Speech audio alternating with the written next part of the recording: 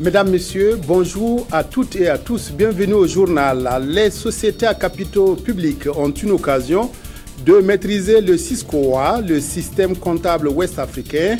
Une formation sur ce référentiel de l'UEMOA se déroule depuis hier à Bobo-Dioulasso à l'intention donc des responsables des sociétés à capitaux publics. Les élections d'octobre prochain se préparent à tous les niveaux. Le groupe parlementaire des OSC se retrouve à Kaya. L'UNALPHA forme les journalistes audiovisuels et la CODEL ses observateurs. Mais tout d'abord, suite aux fraudes survenues dans certains concours de la fonction publique, un comité de jeunes s'est constitué pour demander leur reprise. Et pour se faire entendre, ce comité a organisé ce matin un sitting devant le ministère de la fonction publique. Une manifestation qui a été marquée par la remise d'une plateforme revendicative en 3 points. Reportage Isaka Ouedraogo, Ismaël Duloma, Sirima. Au nom de l'égalité des chances, ils exigent la reprise des concours concernés par les cas de fraude. Pour se faire entendre, ils sont allés scander des slogans devant le ministère de la fonction publique et profiter présenter leur plateforme revendicative. Nous avons demandé l'annulation et la reprise de ces concours concernés par ces cas de fraude. Le deuxième point, c'est le démantèlement de ce réseau mafieux et leur punition à la hauteur. Le troisième point, c'est que le cabinet en question doit payer les préjudices causés à l'État. Et aussi, il doit être exclu, nous exigeons son exclusion de la commande publique. Réunis au sein du comité des jeunes unis pour la reprise des concours concernés par les cas de fraude, ces manifestants estiment que l'État est capable de reprendre les concours incriminés. Et sur la question du coût, il faut savoir que le directeur général de l'Agence générale de recrutement d'État nous a fait savoir que ce n'est pas une question de coût. Et aussi, nous faisons remarquer que si le Burkina Faso peut se donner le luxe d'organiser des élections à plus de 50 milliards de nos francs CFA, je pense qu'elle peut se donner les moyens d'organiser les concours et de mettre tous les candidats sur le même pied d'égalité. Face à cette interpellation qui vient s'ajouter à celle du réseau national de lutte anticorruption, le ministère de la fonction publique prévoit de tenir une conférence de presse jeudi pour se prononcer sur la question. Venons-en maintenant à la 16e session de formation des responsables des sociétés à capitaux publics qui se tient depuis hier à Bobo-Dioulasso. Un sujet majeur domine cette session. Il s'agit du système comptable ouest-africain et la stratégie de croissance accélérée pour le développement durable SCAD. Au terme de cette formation, les participants auront le même niveau de connaissance du référentiel de comptabilité en vigueur dans l'espace UEMOA. Reportage Karim Ilboudo à Dissandamba. Administrateurs, directeurs généraux, financiers, comptables et commissaires aux comptes des sociétés à capitaux publics, ils sont ici à l'école des normes comptables internationales. Avec des communications, des échanges et des études de cas pratiques sur le SYSCOA, le système comptable ouest-africain, sur le rôle et les responsabilités de tous ces acteurs, les responsables des sociétés d'État vont se familiariser avec le nouveau référentiel comptable en vigueur. L'UEMOA a exigé que l'on puisse appliquer le SYSCOA révisé. On a déjà pris des dispositions, non seulement d'appliquer la décision de l'UEMOA, mais aussi eux aussi d'avoir les outils nécessaires pour pouvoir diriger, conduire en fait la gestion véritablement des différentes sociétés d'État que nous avons. Toute chose qui va désormais faciliter l'élaboration et surtout l'analyse des états financiers des sociétés à capitaux publics conformément au SYSCOA révisé. Ce ne sont pas tous des gestionnaires, donc il est important de les mettre à niveau, de leur permettre véritablement de connaître, de se familiariser avec les principes de gestion. En plus du SYSCOA, ce cadre d'échange des responsables est également le lieu de se pencher sur la SCAD, la stratégie de croissance accélérée pour le développement durable, en vue donc d'optimiser la contribution des sociétés à capitaux publics à l'atteinte des objectifs de ce référentiel de développement. Tribune pour l'amélioration continue dans la gestion et le suivi. Ce cadre annuel d'échange se veut aussi un espace de partage d'expériences et de bonnes pratiques en matière de gouvernance d'entreprise. C'est à Kaya que les organisations de la société civile qui siègent au CNT se retrouvent pour tenir leur deuxième journée parlementaire. À travers plusieurs communications, le groupe parlementaire des OSC réfléchira autour de son rôle dans la tenue d'élections transparentes, crédibles et apaisées au Burkina. Reportage David Bambara, Tobom Evelyne Dabiri. L'objectif de ces deuxièmes journées parlementaires des organisations de la société civile est de réfléchir sur le rôle de ces organisations dans la dynamique de la quête de la justice sociale. Des rôles et responsabilités qui ont été précisés dès la première communication. Le premier élément a été le rappel de ce rôle, un rôle d'interpellation, un rôle de veille pour permettre l'application des règles et que les uns et les autres tiennent compte des intérêts de la population. J'ai situé mon intervention en termes de responsabilité dans la mesure où les organisations de la société civile ont une première responsabilité qui est celle de l'avènement d'une citoyenneté véritablement consciente et éclairée. La deuxième responsabilité, c'est la responsabilité pour des élections sincères et crédibles.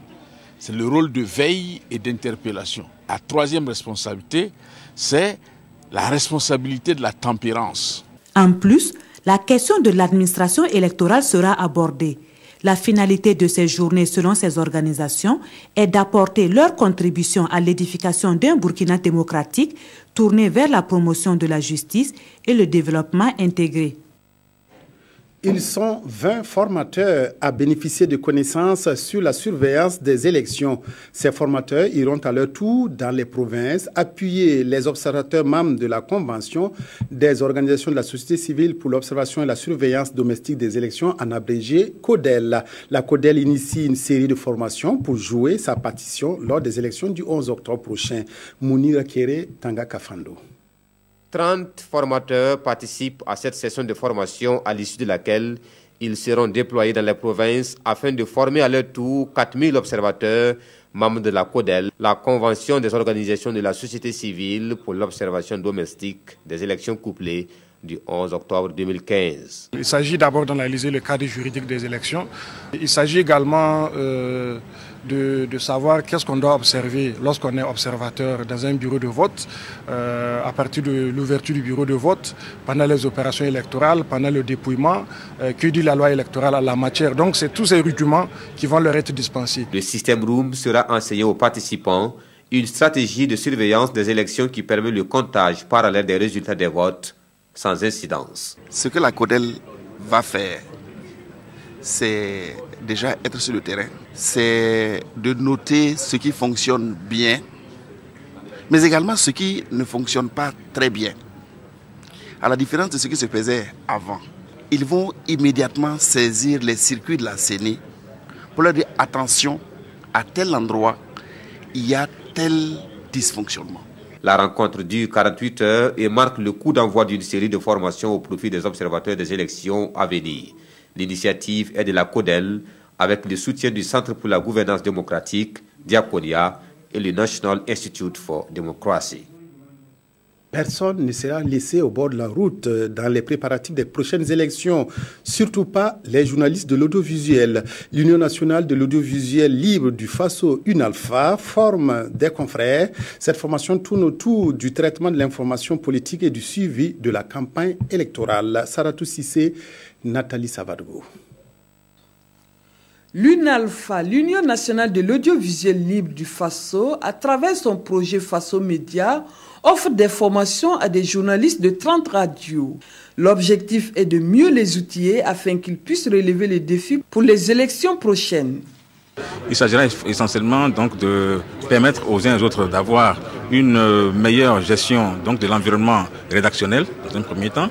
Et puis deuxièmement, c'est de permettre aussi de pouvoir conduire de façon professionnelle les débats politiques. À notre sens, le rôle de la presse et des médias est cardinal en ce que c'est eux qui offriront une tribune à tous les acteurs, que ce soit les partis politiques ou la société civile, de dire ce qu'ils feront, de faire ce qu'ils ont dit, de revenir dire qu'ils l'ont fait. Et à cet égard, la responsabilité de la presse est engagée.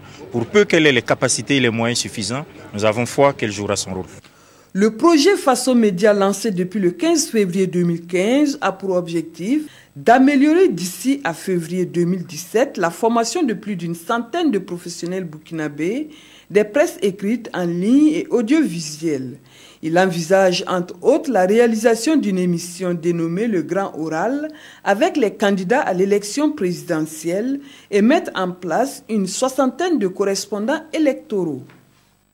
La rentrée des classes sera marquée cette année par l'expérimentation de nouveaux curricula de l'éducation de base dans 6 régions du Burkina. Ces réformes pour améliorer le système éducatif burkinabé sont passées à la loupe par des acteurs de l'éducation réunis à Zignaré dans l'Obritenga. Reportage Amado Ilboudo, Draman Dadia.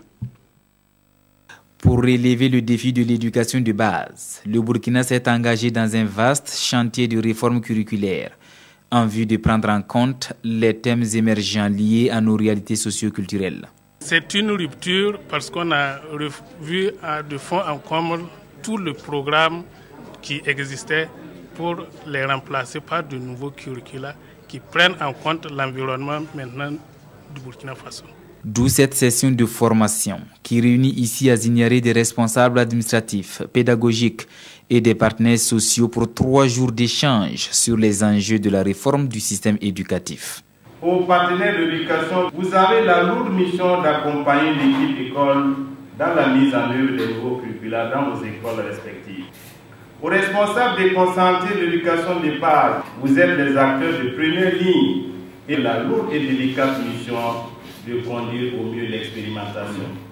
Déjà pour cette année scolaire 2015-2016, les nouveaux curricula de l'éducation de base seront expérimentés dans 6 régions du Burkina, à savoir la boucle du Moun, l'Est, le Centre, les Hauts-Bassins, le Sahel et le Plateau central. Les industries culturelles et créatives tiennent à Ouagadougou la 2e édition de leur université. Durant 5 jours, les acteurs de la culture et les journalistes vont être outillés aux approches techniques des industries culturelles et créatives. L'objectif est de mettre à la disposition de l'industrie des opérateurs de qualité. Ali Taoussa Arunamari. Les industries culturelles et créatives burkinabais souffrent de l'amateurisme de certains acteurs selon l'étude diagnostique menée dans ce sens.